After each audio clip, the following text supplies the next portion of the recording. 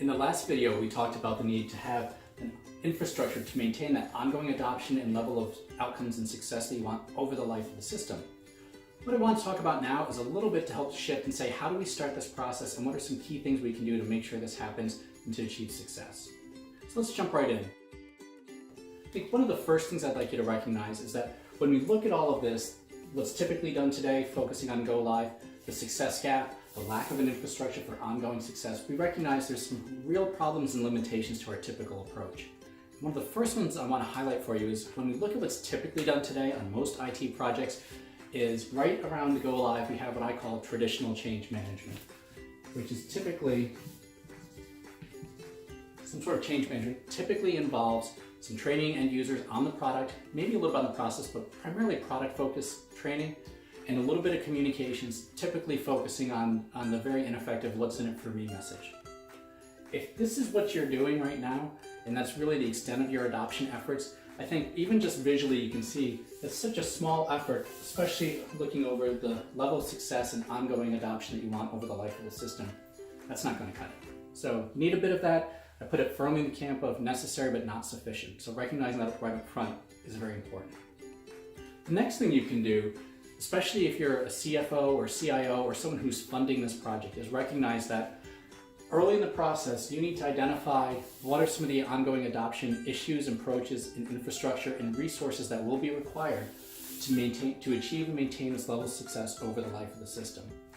And right up front, when you're building your business case, when you're investigating this, you need to put in those resources and activities that will be needed early on, where they'll probably be needed more, during the critical go live period, and that those first pieces are coming up the adoption curve, and then to sustain it.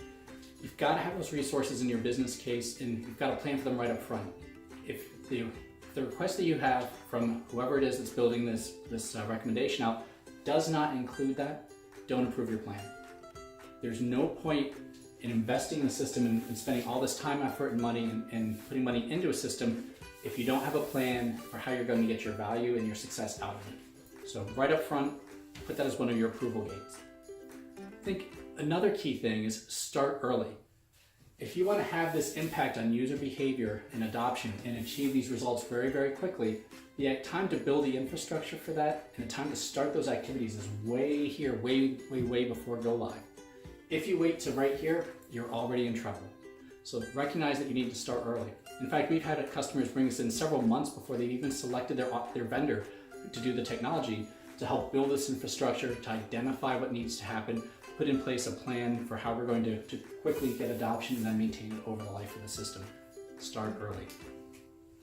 The other thing to notice is that the approach you take to accelerate and sustain adoption will change based on a variety of factors.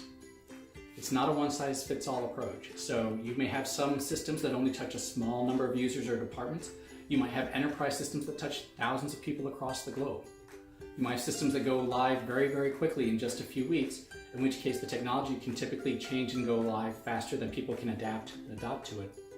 And then you might have multi-year programs like a major CRM or ERP that take years to build out the processes and technology and structure and test it all out.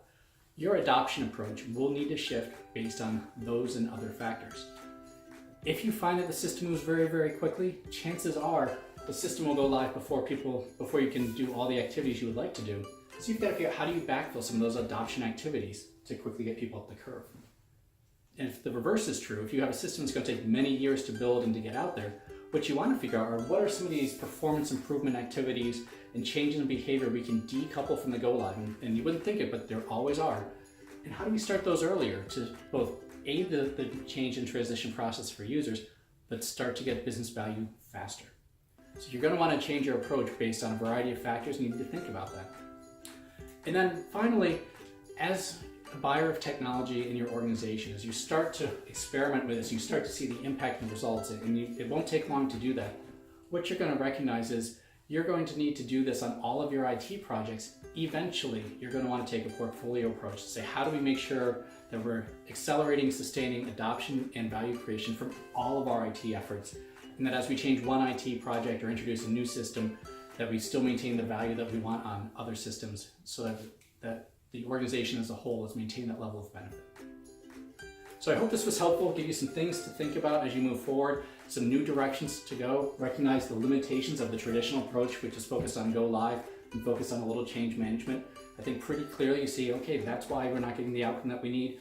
We need to shift things around. There's probably a lot of stuff here that's going to be new to both parties. And if you'd like some help with that, please contact Tritons. We provide a variety of training and consulting services and work very closely with both the buyers and sellers of software to make sure that organizations achieve this level of success and maintain it. We'd love the opportunity to speak with you, to learn about your needs, and see how we can help.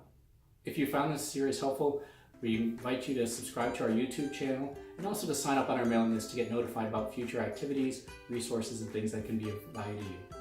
Thank you so much. I really appreciate your time.